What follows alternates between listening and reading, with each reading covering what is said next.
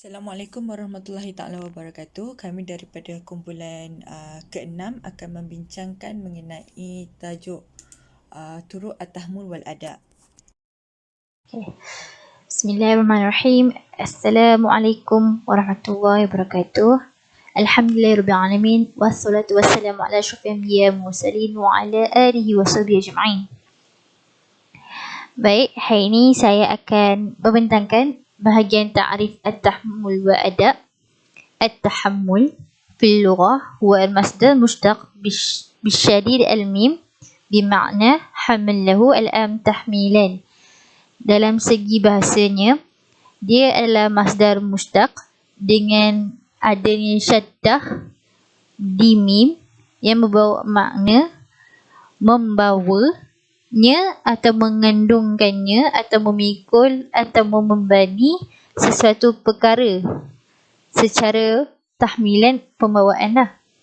Seterusnya, fi istilah huwa akhadha al-hadis 'anil ghair wa hadha al-ghair yusamma fi 'araf al-muhaddisin syaikhan. Di sini di bahagian dalam segi istilah pula, dia adalah menerima hadis dari ghair ni selain pada dia, wa hadza ghair yusamma fi 'araf muhaddisin, dan selain ini dikatakan al-muhaddisin syaikhan, yang di mana al-ghair ni membawa maksud dan bersandarkan kepada syekh lah. Di sini at-tahammul dalam istilah lebih tepatnya ialah dia adalah menerima ataupun dia mendengar sesuatu hadis itu, periwayatan dari syekh itu, dengan menggunakan beberapa cara tertentu.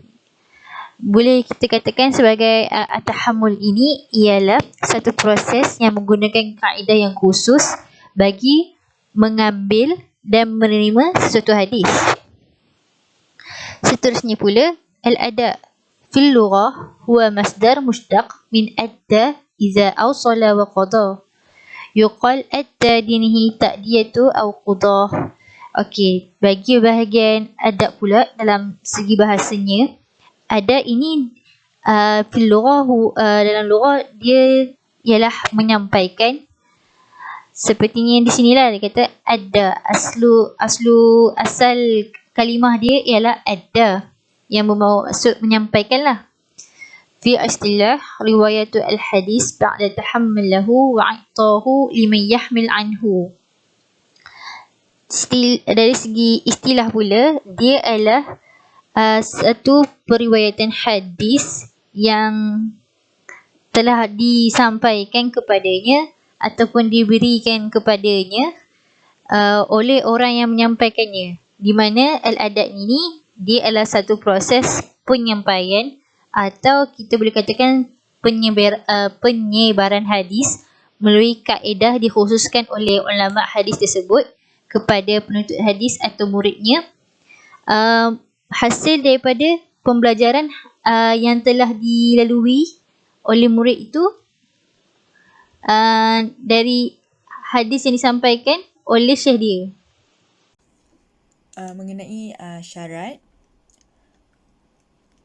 untuk kelayakan seorang perawi adalah kepatutan seseorang untuk mendengar dan menerima hadis serta kelayakannya dalam menyampaikan kembali hadis tersebut. Kelayakan seorang perawi dia terbagi kepada dua bentuk, iaitu kelayakan tahammul dan kelayakan adab. Dalam tahammul hadis, tidak disyaratkan seorang perawi itu harus baligh dan muslim menurut pendapat yang sahih, sebagaimana yang dijelaskan oleh As-Sayyuti dalam Tadrib Ar-Rawi. Berbeza pula dengan adab. Disyaratkan sudah baligh dan muslim. Maksudnya, riwayat seseorang itu diterima walaupun saat mendengar hadis itu seseorang tersebut masih dalam keadaan kafir mahupun masih belum baligh. Belum baligh di sini disyaratkan sudah tamyiz, sebagaimana jika dia sudah boleh membezakan di antara kambing dan juga keldai. Walaupun ada yang mengatakan bahawa riwayat hadis seseorang tidaklah diterima jika waktu memperoleh hadisnya saat belum balik. Tetapi pendapat ini tidaklah betul kerana para ulama telah menerima riwayat sahabat padahal saat menerima hadis mereka belum balik, sebagaimana riwayat Hasan, Husain, Abdullah bin Zubair, Ibnu Abbas, Nu'man bin Bashir, Sa'id bin Yazid dan lainnya. Al-Khatib Al-Baghdadi dalam kitabnya Al-Kifayah telah menjelaskan secara luas tentang diterima riwayat seseorang yang mendengar hadis saat belum balik. Hasan bin Ali bin Abi Talib telah meriwayatkan hadis dari Nabi padahal beliau lahir tahun 2 Hijriah. Maslamah bin Mukhalad meriwayatkan hadis dari Nabi saat Nabi wafat. Maslamah baru berusia 14 tahun. Salah satu contoh hadis dan diriwayatkan Hasan bin Ali bin Abi Talib saat masih kecil adalah sebuah hadis yang diriwayatkan Al-Khatib Al-Baghdadi dengan sanadnya.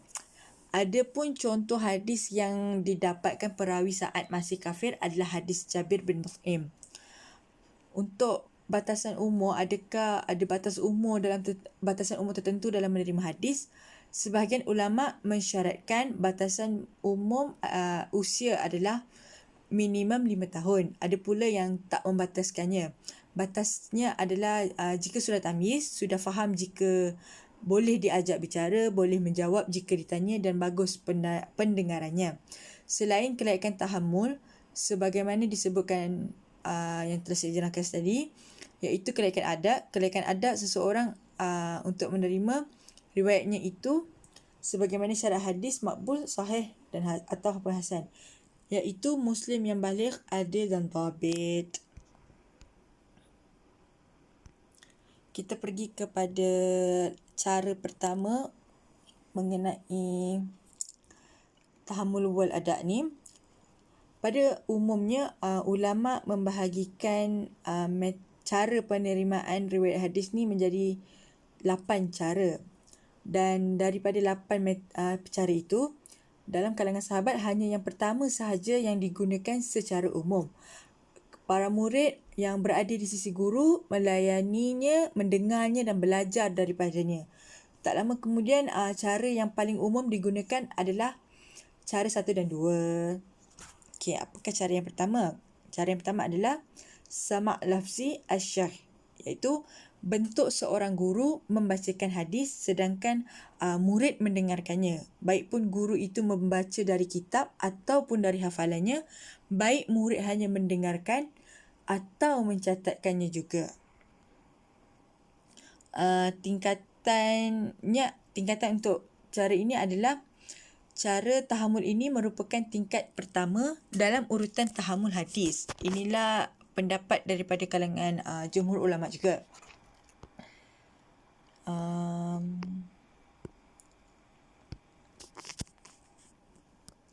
Sirat ada, sedangkan sirat yang digunakan dalam menyampaikan sebuah hadis yang didapatkan dengan metod ini adalah sebelum adanya pengkhususan sirat dari masing-masing cara tahammul, lafaz yang digunakan adalah setelah terjadi pengkhususan istilah sirat tahammul, biasanya yang pertama adalah sama'. Biasanya menggunakan sami'tu ataupun hadasani. Yang kedua adalah al-qira'ah.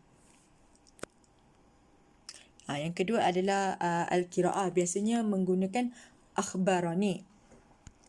Yang ketiga adalah ijazah. Biasanya menggunakan anba'ni. Yang keempat adalah sama' al-muzakarah, iaitu sama' al-muzakarah berbeza dengan sama' at-tahdis, iaitu jika sama' at-tahdis maka antara guru dan murid sudah mensiapkan diri mereka sebelumnya. Sedangkan dalam sama' al-muzakarah tidak ada persiapan sebelumnya. Biasanya menggunakan qalali ataupun zakarali. Biasanya untuk meringkaskan tulisan, para ulama hanya menuliskan sana untuk hadasana dan ana untuk akhbarana. Jadi kita pergi kepada yang kedua, iaitu al-qira'ah. Al-qira'ah yang bermaksud seseorang murid membaca hadis dan guru mendengarkannya. Baik seorang murid itu membacanya sendiri atau orang lain yang membaca dan dia mendengarkan. baik membacanya dari tulisan ataupun dari hafalan. Macam sama juga dengan guru itu apabila dia mengikuti bacaan murid dari hafalannya atau dia memegang sebuah kitab atau orang lain yang sikhahkan dia. Hukum riwayat meriwayatkan hadis dengan cara ini adalah sahih dan boleh diterima.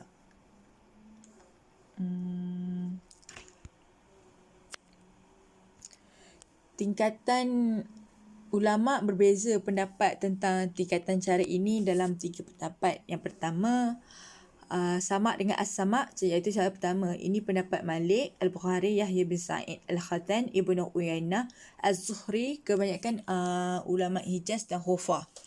Yang kedua adalah di bawah as-sama, ini adalah pendapat Jumhur Khurasan, Asy-Syafi'i, Muslim bin Hajjaj, Yahya bin Yahya At-Tamimi. Ini pula adalah pendapat yang sahih. Lebih tinggi yang ketiga adalah lebih tinggi daripada as-sama, iaitu ini adalah pendapat Abu Hanifah dan salah satu pendapat Malik.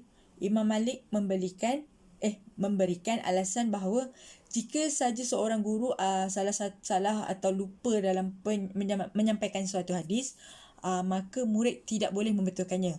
Ada kalanya memang murid tersebut belum mengetahui hadisnya atau kerana keagungan gurunya, jadi murid enggan untuk menyelidik. Berbeza jika murid membacakan hadis di depan gurunya, maka gurunya juga boleh tahu jika murid tu lupa atau salah dalam membaca hadis.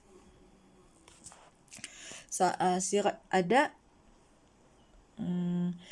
yang pertama adalah yang lebih hati-hati. Kedua adalah boleh sahaja dengan sirat. Yang ketiga ada pun yang banyak dipakai muhaddisin adalah akhbarona. Ulama tidak membolehkan mengganti sirat akhbarona dengan hadasana ataupun sebaliknya dalam kitab-kitab yang sudah ditulis. Nampaknya cara ini merupakan praktik yang paling umum sejak awal abad kedua.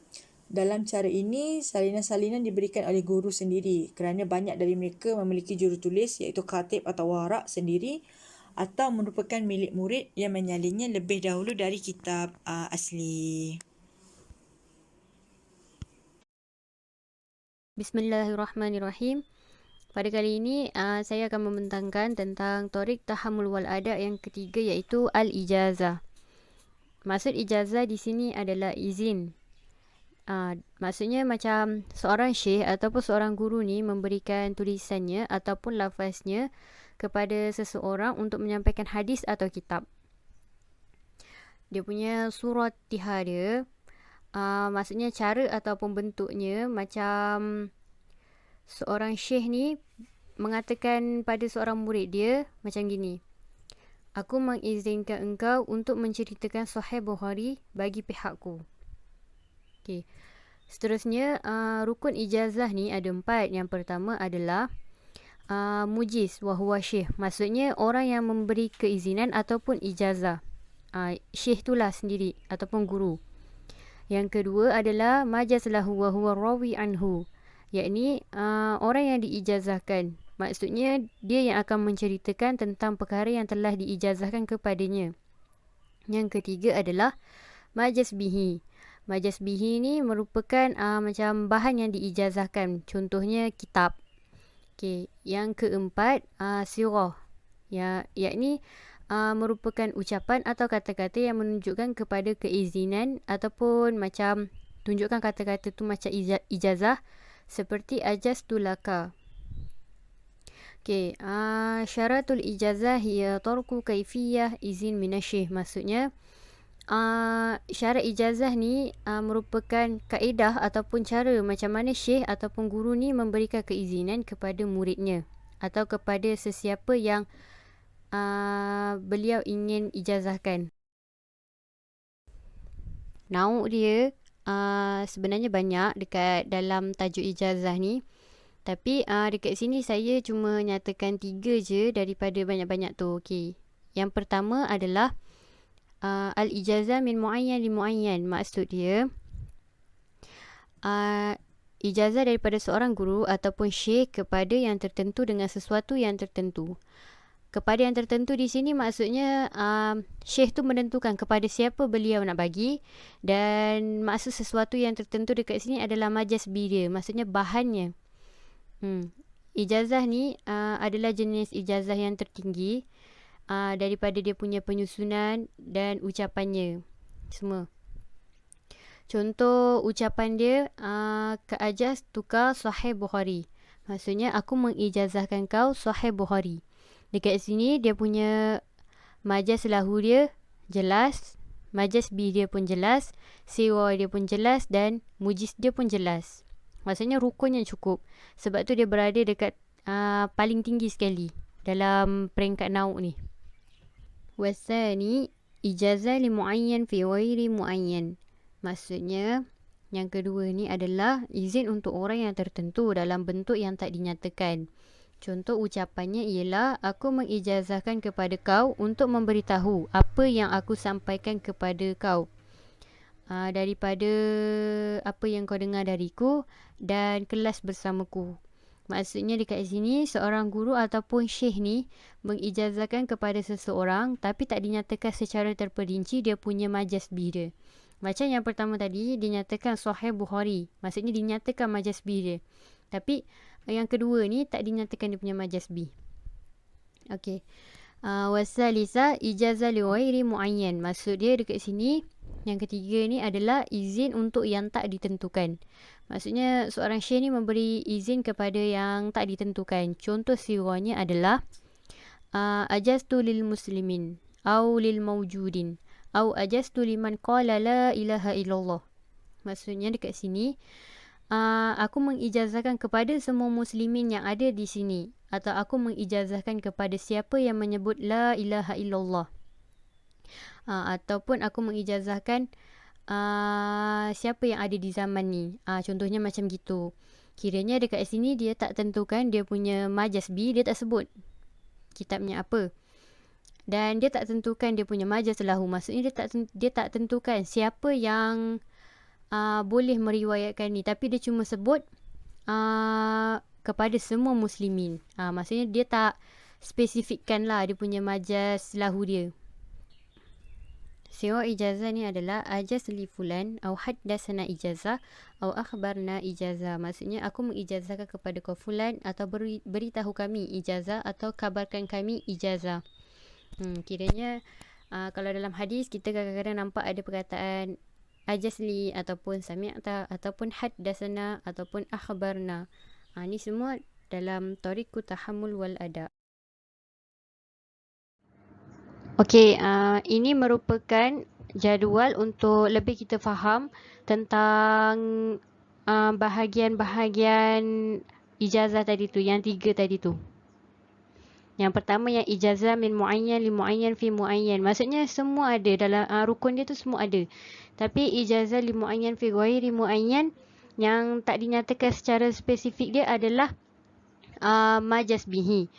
Dan ijazah li ghairi muayyan yang tak dinyatakan secara spesifik dia adalah majaz lahu dengan majaz bihi. Okey, seterusnya adalah tariqut tahammul yang keempat, al-munawwalah. Al-munawwalah ni maksudnya adalah memberi.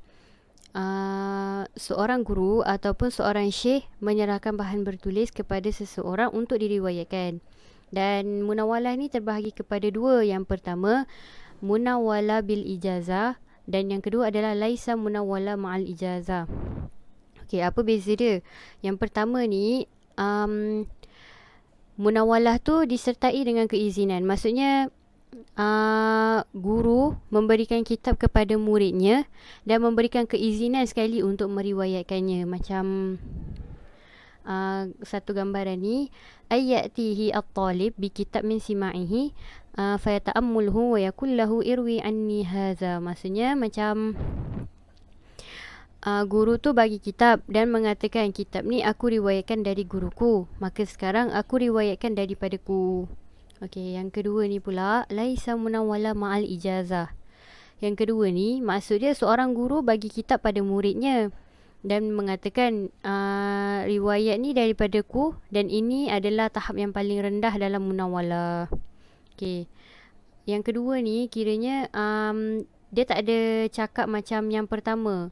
Yang pertama tu kan dia ada cakap irwi anni haza, maksudnya riwayatkan daripadaku. Tapi yang kedua ni dia tak sebut pun irwi anni haza. Itulah maksudnya laisa munawwala ma'al ijazah.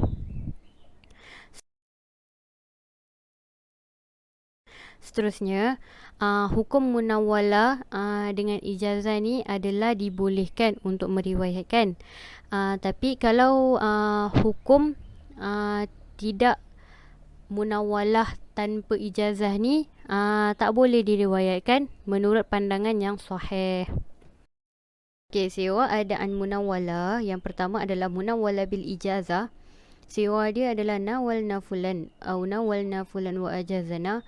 وحدثني فلان بالمناولة والإجازة وأخبرني فلاني بالإجازة والمناولة. Maksudnya yang pertama ni kalau kita perasan dia punya sirah ada ajazana, maksudnya ijazah, macam tu. Tapi kalau yang kedua ni pula yang laisa munawwala ma'al ijazah, sirah dia nawalni fulan atau nawalna fulan. Dekat sini kita nampak yang sirah yang kedua ni dia tak ada perkataan ijazah macam yang pertama. Okay, tariqu tahammul wal ada yang kelima adalah al-mukatibah. Al-mukatibah adalah menulis, maksudnya macam nak lebih kita faham, ayyaktub asy al-hadis li hadir aw ghaib bi khatihi aw amrihi. Maksudnya seorang syekh ni menulis hadis tu sama ada dengan tangannya sendiri ataupun meminta orang lain untuk menuliskannya dan diberikan kepada yang hadir ataupun yang berada dekat tempat lain. Maksudnya dikirimkanlah kepada orang yang berada dekat tempat lain. Al-mukatibah ni terbahagi kepada dua. Yang pertama adalah al-kitabah bil ijazah. Yang kedua adalah al-kitabah laisa bil ijazah. Al-kitabah bil ijazah ma'a qawlihi kitab ilayya fulan wa ajazani wa fima katabani fulan wa ajazani kaza wa kaza wa haddathani fulan fima kataba bihi ilayya wa ajazani bihi wa akhbarni fulan fi kitabihi ilayya wa qad ajazani bima fihi.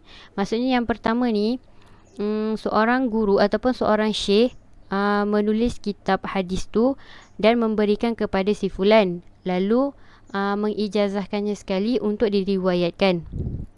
Okey, yang kedua ni adalah al-katibah laisa bil ijazah ma'a qawlihi kataba ilayya fulan wa katabni fulan bikaza wa haddathani fulan bima kataba bihi ilayya qala wa akhbarni fulan kitabah wa haddathana wa akhbarna wa jawzu akhirun akhbarna duna haddathana. Maksudnya yang kedua ni dia tanpa disertai dengan ijazah. Seorang guru ataupun seorang syekh memberi kitab hadis yang telah ditulis tu kepada si fulan namun tidak disertai ijazah untuk meriwayatkannya.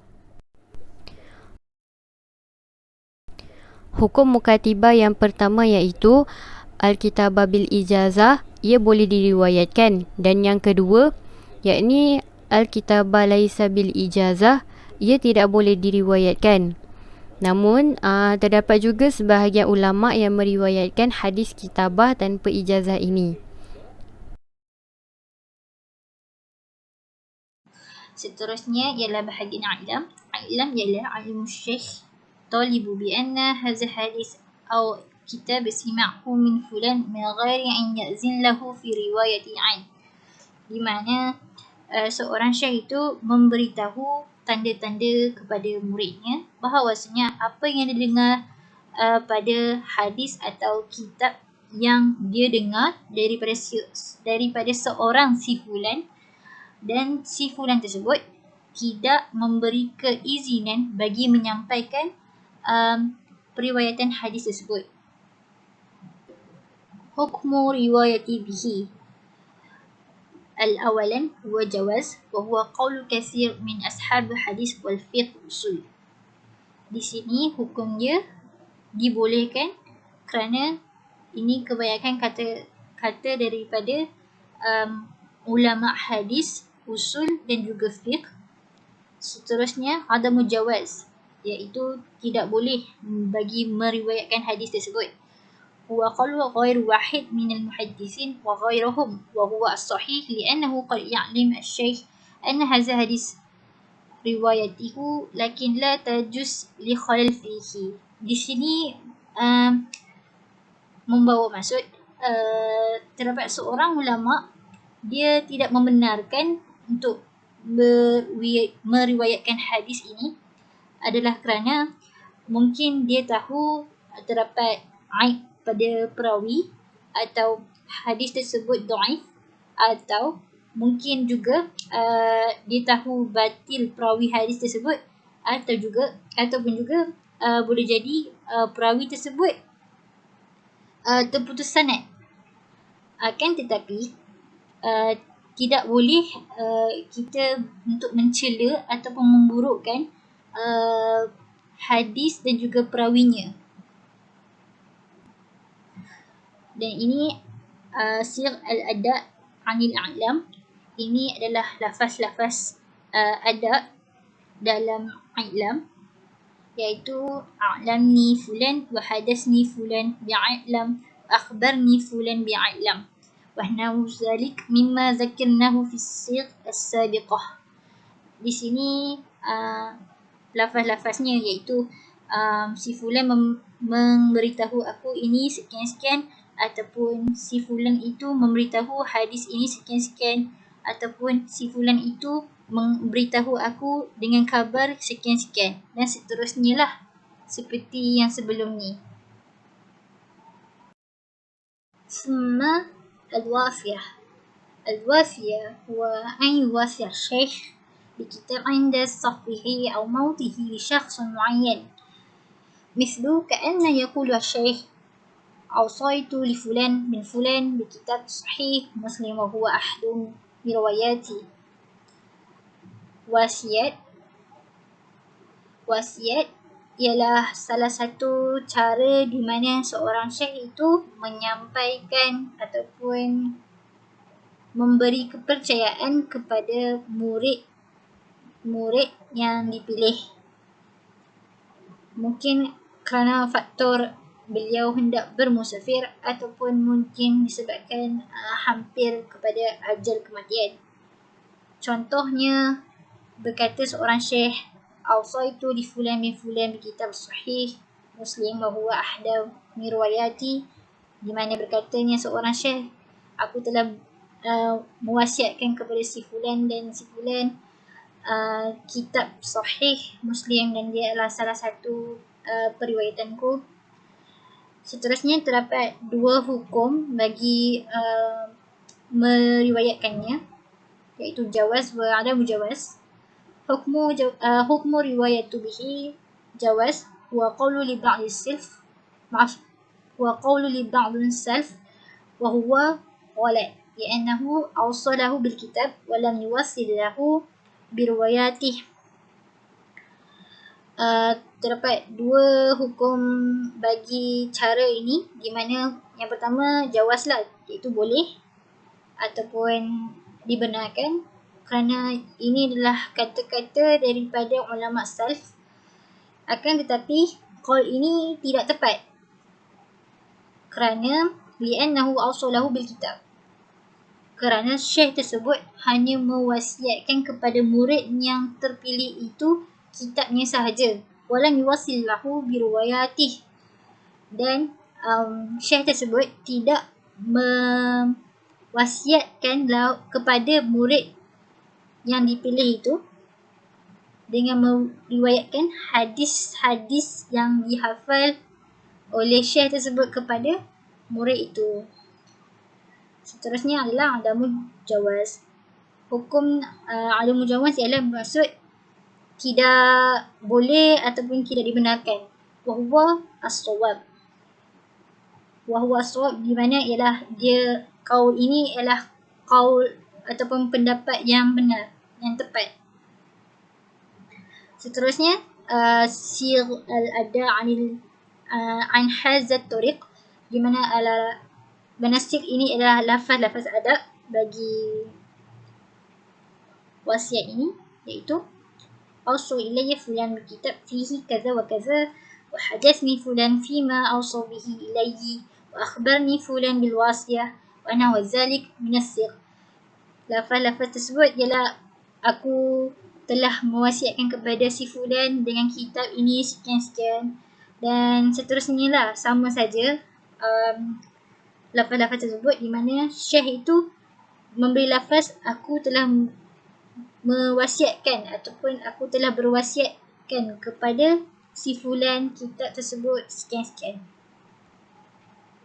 Itu saja untuk bahagian wasiat.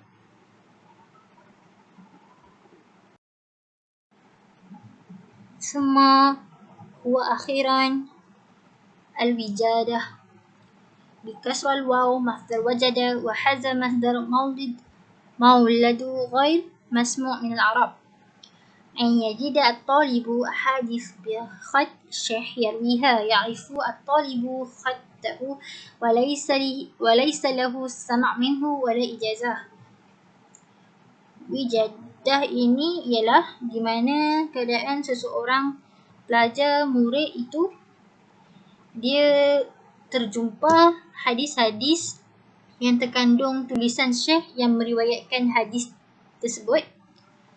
Pelajar itu juga dia kenal tulisan tersebut, akan tetapi dia tak dengar ataupun berjumpa dengan syekh itu dengan bersemuka depan-depan tanpa ijazah. Maksudnya di sini pelajar itu dia jumpa hadis-hadis tu yang dia tahu siapa yang menulis hadis, akan tetapi dia tidak berjumpa ataupun kita kata tanpa ijazah lah di sini, tanpa izin. Dia tak minta izin daripada syekh tersebut untuk dia ambil bagi meriwayatkan hadis tu. Summa hukmu ar-riwayah biha. Riwayah bil wijadah min bab munqati' lakin fiha naw' ittisal. Riwayat dengan semua hadis-hadis yang diriwayatkan dengan menggunakan tariq wijadah ini dalam bab munqati', akan tetapi dia juga terdapat naw' ittisal. Ittisal dia tu dia mungkin dia bersambung dari segi sanad dan juga matan. Seterusnya kita masuk bahagian dia aqsamu wijadah, bahagian-bahagian wijadah. Terdapat dua. Yang pertama, an yasiqa bil khatti wa annahu li sahib al-kitab atau al-hadis. Itu dia percaya dan dia yakin bahawa khat tu maksudnya di sini dia kenal siapa pemilik kitab dan ataupun hadis-hadis tersebut. Yang kedua ialah an yashak fi sihhatu nisbah al-khat ilaih aw la yasiq bi annahu khattahu.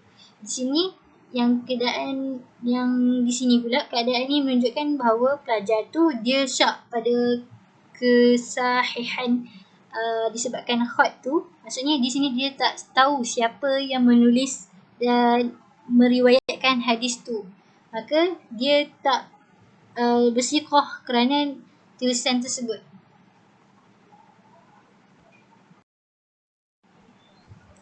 Yang terakhir, siqah ada anil wijadah. Ini adalah lafaz-lafaz adab bagi wijadah. Yang pertama, idza wasiqa bi sihhati aqad qala zakara fulan au qala fulan akhbarna fulan au zakara fulan an fulan au nahwa dzalik wa huwa munqati' lam ya'khudh syauban min al-ittisal.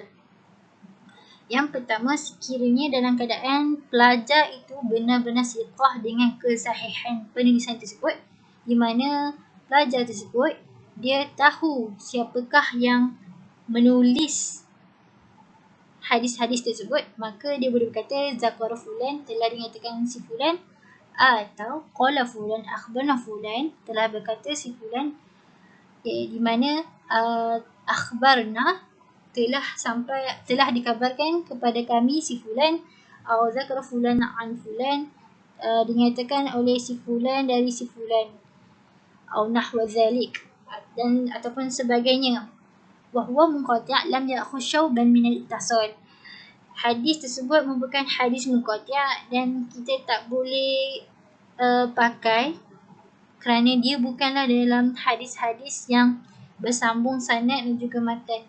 Maksudnya kat sini dia ada kekurangan di mana mungkin dia terputus sanad ataupun ada kecacatan dari segi matannya, maka kita tidak boleh pakailah hadis tersebut. Yang kedua pula ialah wa idza lam yasiqu bi annahu qad qala balaghani an fulan aw wajadtu anhu aw qara'tu fi kitab zakara katibhu. Yang kedua ni di mana keadaan pelajar itu dia tidak siqah kerana dia tak kenal dan dia tak arif tulisan tu milik siapa, milik syekh mana, maka dia kena berkata balaghani an fulan, di mana berbawa maksud telah disampaikan kepada aku dari si fulan, atau wajadtu anhu, aku telah berjumpa dengannya. Wajadtu anhu ini bermaksud aku telah berjumpa hadis tersebut.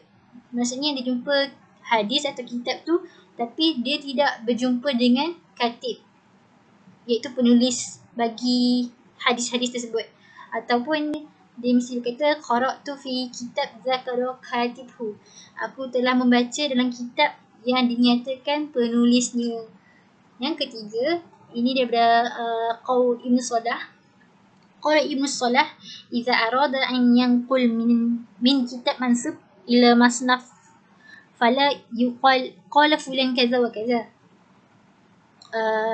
Ibn Salah pernah berkata sekiranya berlaku situasi seseorang pelajar itu dia membawa hadis tersebut yang kitabnya dibawa ke peringkat masnaf, maka dia tidak boleh cakap qala fulan kaza wa kaza.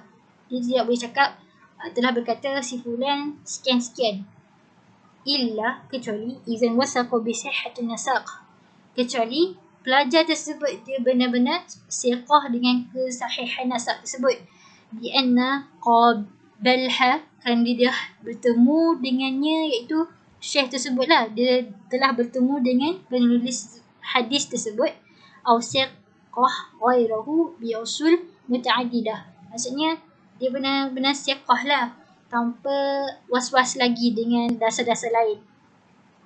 Wa idza lam yujad zalik, sekiranya tidak ada seperti yang dinyatakan berikut, zalik wa nahwahu falyuqal, maka dia boleh berkata balaghani an fulan, telah disampaikan kepadaku dari fulan, annahu zakara kaza wa kaza, kerana dia menyatakan sekian-sekian. Ataupun wajadtu fi nasaq, aku telah berjumpa dalam nasaq minal kitab al-fulan, daripada kitab si fulan. Okey, itu saja daripada kumpulan kami. Sekian, terima kasih dan minta maaf sekiranya terdapat kekurangan daripada saya sendiri dan juga ahli kumpulan. Mohon maaf. Kami harap kami mampu mengulas sedikit sebanyak ilmu yang telah kami telah diamanahkan. Sekian, terima kasih. Assalamualaikum warahmatullahi wabarakatuh.